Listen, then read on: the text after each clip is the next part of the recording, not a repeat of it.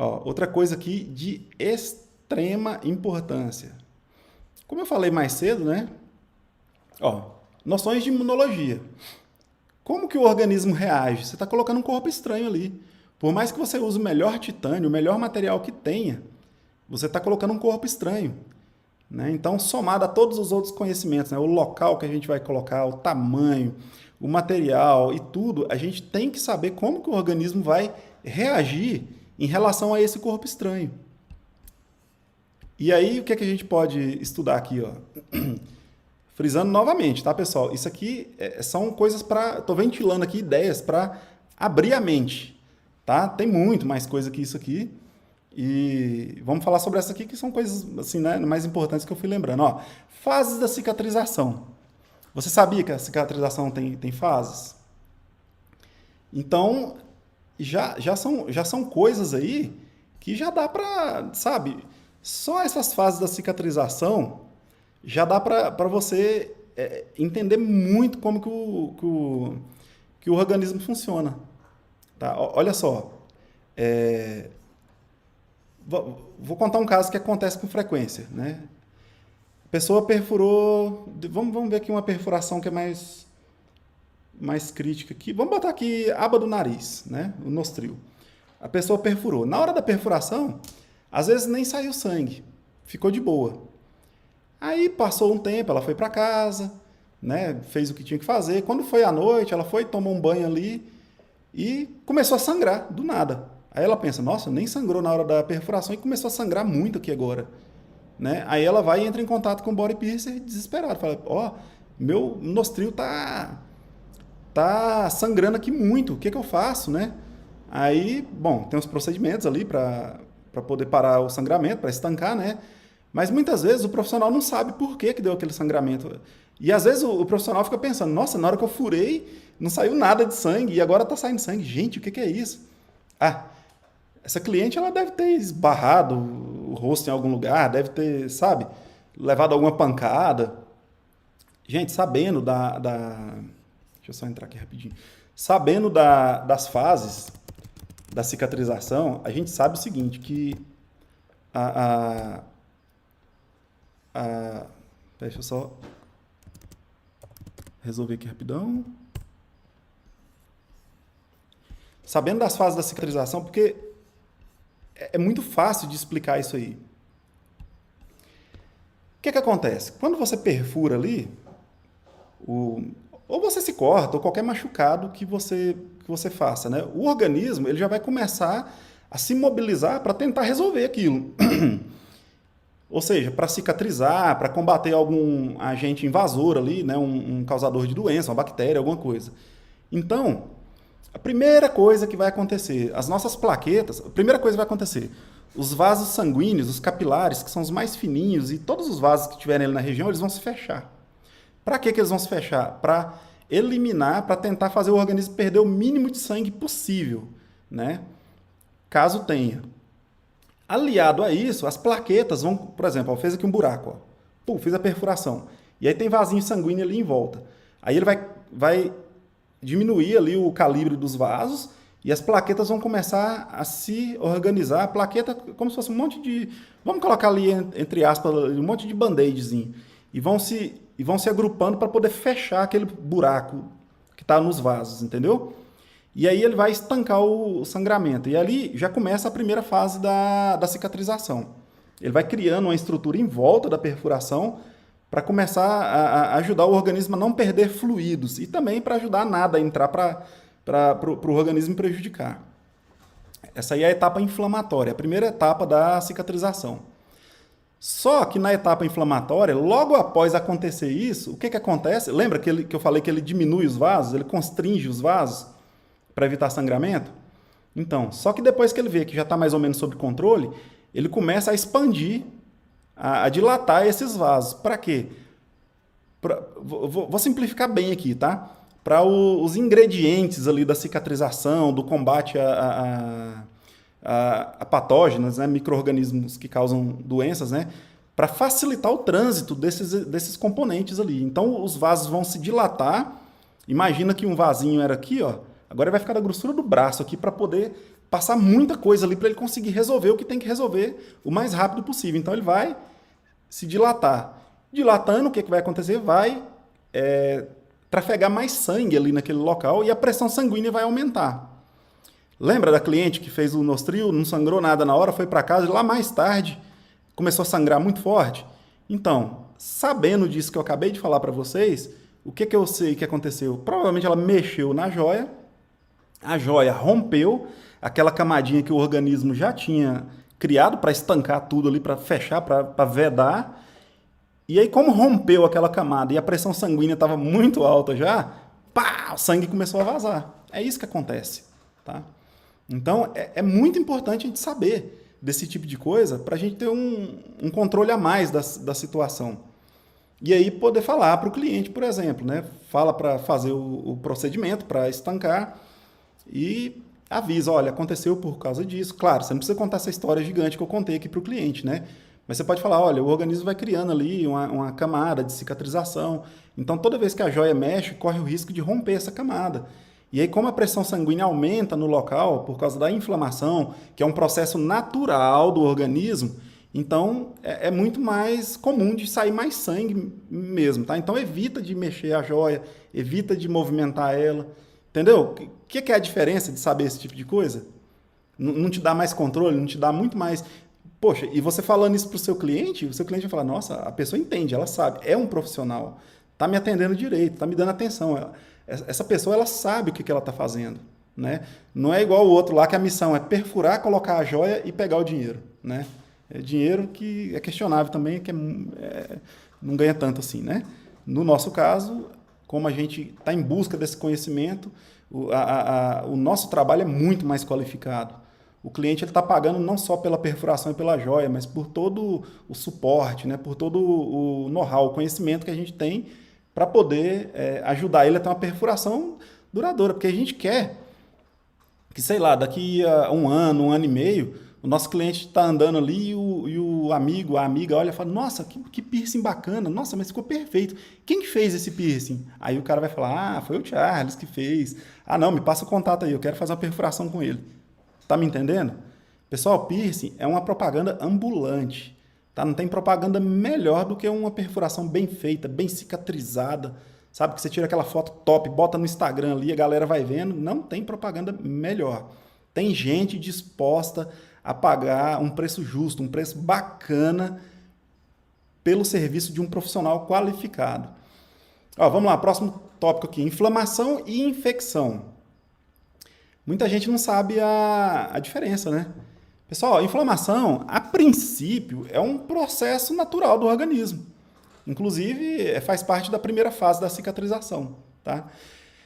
E normalmente ela desaparece ali com uns 3 diazinhos ali, já está zerado já. Mas pode acontecer da inflamação ficar mais forte, né? E aí, você sabendo identificar uma inflamação de uma infecção, você pode ajudar o seu cliente muito mais. Porque o que é? A inflamação é um processo natural do organismo, tá? Tem algumas ressalvas, eu vou falar daqui a pouco. Mas a infecção é o quê? É um problema causado por invasão de micro-organismos ali naquela lesão, ou seja, na nossa perfuração. Que pode ser bacteriana, pode ser fúngica e pode ser viral. No nosso caso, é mais comum a bacteriana e pode acontecer a fúngica também. Viral, só se for no caso ali, por exemplo, de transmitir uma hepatite, alguma coisa. Mas normalmente é bactéria, tá? Porque às vezes o cliente pega com a mão suja, né? E mão suja que eu falo, ó, minha mão tá limpinha. Mas ela tá limpinha de fato? O problema não é o que a gente vê, é o que a gente não vê. Esse é que é o grande problema. Então, por isso que é importante ter aquele conhecimento lá atrás, que a gente falou de biossegurança, né? Para a gente poder fazer o procedimento correto para não infectar o nosso cliente já na perfuração. Como que a gente diferencia basicamente uma infecção de uma inflamação? Inflamação, até uns 3, vamos botar aí 5 dias, é mais ou menos normal acontecer. Infecção, aí já é complicado. Ela tem até algumas características da inflamação, que é uma vermelhidão no local, um inchaço, né? Um calor, né? Costuma ficar quente. Porém, a infecção, gente, quase sempre ela tem a presença de pus, aquele líquido amarelo que sai de dentro da perfuração. Muitas vezes não está vazando aquele pus. mas está saindo um líquido mais grosso, um pouco misturado com sangue, meio marrom ali. Ele pode estar mais branquinho, nunca transparente, tá? Ele pode estar mais branquinho, ele pode estar mais amarelado. Porque o que é o pus, né? Eu acredito que muitos sabem, mas algumas pessoas não sabem. O pus, imagina que quando uma bactéria invade ali a nossa perfuração, começa a acontecer uma guerra. O nosso sistema imunológico vai atacar aquela bactéria para tentar eliminar ela, para ela não passar dali e evitar que ela cause problemas maiores ao nosso organismo. Então está acontecendo a batalha, né? A gente tem ali os nossos anticorpos, né? Lutando contra as bactérias. E ali está tendo uma guerra. E está morrendo tanto de cá quanto de cá. O que resta dessa guerra é o pus. Tá? São os soldados mortos da guerra ali. Então, quando tem pus, é sinal de infecção. O que a gente faz quando tem pus, quando é infecção? A gente não faz nada. A gente só fala para o cliente continuar mantendo a limpeza e procurar um médico o mais rápido possível. Bom, aqui no Brasil a gente tem os postos de saúde, né? Que em alguns locais o atendimento é muito rápido. Então já encaminha logo. Quanto mais rápido a pessoa for atendida, mais rápido ela vai ser medicada e mais rápido ela vai curar aquela infecção. Porque provavelmente vai precisar de antibiótico. Como eu disse, nós não somos médicos, não podemos receitar medicamentos, né? Mas o que o antibiótico vai fazer? O antibiótico muitas vezes ele é seletivo, ele vai atacar só a bactéria específica. E quem que vai identificar isso? O médico. O médico vai olhar e vai falar, isso aqui é um Staphylococcus aureus, isso aqui é um... Entendeu? E já vai receitar um antibiótico ali.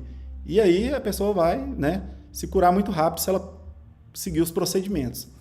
Região de cartilagem com infecção, pessoal, tem que tratar muito rápido, porque tem um problema que chama pericondrite, que é quando afeta o pericôndrio, que é um outro tecido que reveste a cartilagem, né? Está ali entre a pele e a cartilagem. Se num caso mais extremo, pode fazer o quê? Pode pegar a orelha e murchar a orelha. Pode atrofiar a orelha. Então, não é brincadeira. Deu infecção, não importa de quem é a culpa nesse momento. O que importa é cuidar do seu cliente, encaminhar ele para o serviço médico. Ah, não tem pus, não está tão assim, então pode ser só uma inflamação normal. O que dá para fazer? Mantém as limpezas e faz compressa com soro gelado ali após as limpezas, tá? É muito importante que seja após, para não empurrar a sujeira lá para dentro. E aí, fez a limpeza, faz a compressazinha, que o gelinho ali do soro fisiológico gelado vai diminuir um pouquinho a dor, vai diminuir um pouco o inchaço, tá? Lembrando que isso é um processo natural do organismo. Quando que a inflamação não é um processo natural do organismo? Aí a gente tem aquela inflamação mais agressiva, né? Que aí vai inchar muito, aí quando está muito inchado mesmo, a compressinha não vai resolver, aí tem que encaminhar para o serviço de saúde. Nesse caso, talvez até o farmacêutico possa ajudar, tá? Porque tem muita coisa que o farmacêutico pode receitar. Mas o ideal mesmo é o posto de saúde. Qual que é o outro caso que não é comum, não é normal a inflamação? É no caso de reações alérgicas, tá? A alergia, o processo alérgico, ele nada mais é do que uma inflamação exagerada.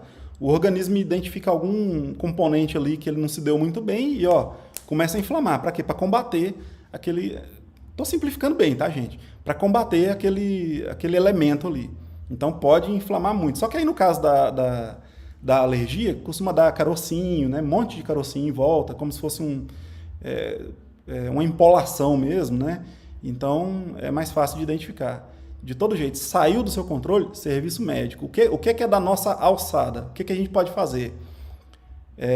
Orientar em caso de inflamação normal ou um pouquinho mais agressiva, do modo que eu falei, mantendo a higiene, lavando com sabonete antisséptico, né?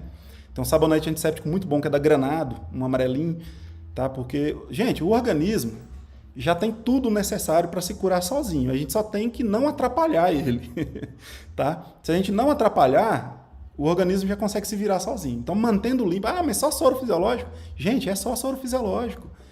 Você mantém limpo ali, não tem nenhuma sujeira, nenhuma bactéria para invadir. Beleza? Você lavou com soro fisiológico ali na hora da limpeza. O soro fisiológico ele é altamente hidratante. Ele tem o pH, ele tem os eletrólitos equilibrados muito parecido com o do corpo humano. Todas as reações que acontecem no organismo, acho que 99% depende de água, depende de hidratação. Durante o processo de cicatrização, não é diferente, precisa de água para acontecer. Quando você põe o soro fisiológico em contato com aquela região, o que você está fazendo? Você está hidratando alguma célula que, porventura, esteja precisando de hidratação. E como os sais do soro são equilibrados com os sais do nosso organismo, você não vai causar mal nenhum. Porque quando a célula se hidratar, ela não vai absorver mais água do que ela necessita por causa desse equilíbrio de solução ali dos sais, tá? Agora, quando você coloca uma salmoura, por exemplo, né? Aí é que vem a questão do conhecimento. A pessoa me taca uma salmoura em cima da perfuração. A salmoura, ela chama salmoura porque tem muito sal. Ou seja, ela tem uma alta concentração de sais. O que ela vai fazer? Ela adianta para algumas coisas? Adianta. Vai matar a bactéria? Algumas sim, algumas, tá? Nem todas. Minoria, vamos ser sinceros. E o que ela ainda vai fazer para acabar de arrebentar com o resto? Ela vai puxar a água das células boas também. Então, como o nosso organismo precisa de água, vai matar a célula boa, vai matar a célula ruim, vai sair desidratando tudo ali. Entende o que eu quero falar? Gente, são conhecimentos como esses que nos colocam ali um passo à frente, né, de quem não tem esse tipo de conhecimento. Olha que legal, ó, queloide e cicatriz hipertrófica, né? Às vezes dá um carocinho ali na perfuração. Ah, isso aí é queloide. Gente, não é queloide. Queloide é um problema que muitas vezes é de origem genética, né? Está muito ligado à cor da pele, né? Quanto mais a morena, a negra a pessoa for, asiático também, se eu não me engano, indígenas também tem muita propensão a queloide. O que é a queloide? Imagina que você tem um corte aqui, a queloide ela é uma cicatriz alta, mas ó, vamos supor que isso aqui é o corte. Só que aí a queloide, ela dá aquela cicatriz que ela se estende além do machucado aqui, ó. Ela vai ficar espalhadona, ela vai ficar alta e espalhada. A cicatriz hipertrófica, não. Geralmente ela fica no limite da lesão e ela só fica um pouco mais alta, ela não espalha. Então quem tem problema de queloide, geralmente tem nessa região aqui do colo, geralmente tem aqui no braço, tá? Pescoço. Muitas vezes não é no corpo inteiro. Ah, mas como que eu vou saber se meu cliente tem problema de queloide? Geralmente quem tem, já tem desde a infância e com certeza já teve algum problema, então vai saber, tá? Mas é muito importante. Ah, mas a pessoa tem problema de queloide, eu devo furar? Não, não deve. Tem que pedir para ela conversar com o dermatologista para ver se ele libera, porque como eu disse, não é todos os locais que acontece. Então a gente tem que saber diferenciar esse tipo de coisa. Ah, fiz um corte aqui, fiz um piercing e deu queloide. Muitas vezes é um granuloma. O que é um granuloma? É uma reação do organismo a uma força constante que está agindo. Por exemplo, vamos dar um exemplo do hélix aqui. A pessoa faz a perfuração do hélix, né? E cuidou direitinho na cicatrização, cicatrizou, ficou top. Aí cicatrizou, aí ela começa a dormir em cima da cicatrização. Aí vai ter aquela força, né? Forçando ali a joia contra a pele. O que o organismo vai fazer? Ele vai reagir. Muitas vezes, pode ser que não, tá? Não é coisa garantida que 100% das vezes vão ser assim. Mas o organismo pode, e na maioria das vezes vai reagir com um granuloma. Ele vai fazer aquele carocinho ali, tô simplificando bem de novo, tá? Para tentar resolver aquela situação ali, para não rasgar, para não, sabe? Então, tem que saber diferenciar. Aí, esse tipo de conhecimento é muito importante para você ter o controle da cicatrização. Ah, é um granuloma. Aí você vai conversar com a pessoa. Você está dormindo por cima da perfuração? Aí a pessoa, não estou não. Mas você recebeu alguma pancada, algum choque ali, ou você anda de moto, usa capacete. Entendeu? Sabendo que é uma força que está agindo contra a perfuração, você vai saber conversar com o seu cliente para tentar descobrir o motivo daquilo. Se for alguma coisa que tem o que fazer para cessar aquela força, beleza. Ele vai parar e aí você vai observar por alguns dias se está tendo a regressão daquele granuloma. Se tiver regressão, beleza, continua que vai dar certo. Se não, tem que tirar a joia. Porque tem outras coisas que causam granuloma também. Por exemplo, uma joia perfurada torta, fora de ângulo. Uma joia muito fina. Quanto mais fina for a joia, mais propensão a granuloma vai ter. Tá? Então, assim, tem muita coisa que a gente tem que estudar, que não é só a missão do mal profissional. Eu falei amador, acho que eu vou mudar isso aí. A missão do mal profissional. Perfurar, colocar a joia e receber o pagamento e pronto, acabou. Não tem compromisso com o cliente, não tem compromisso com técnica, não tem compromisso com biossegurança, com nada. Se o cliente nunca mais aparecer ali para ele, tá ótimo.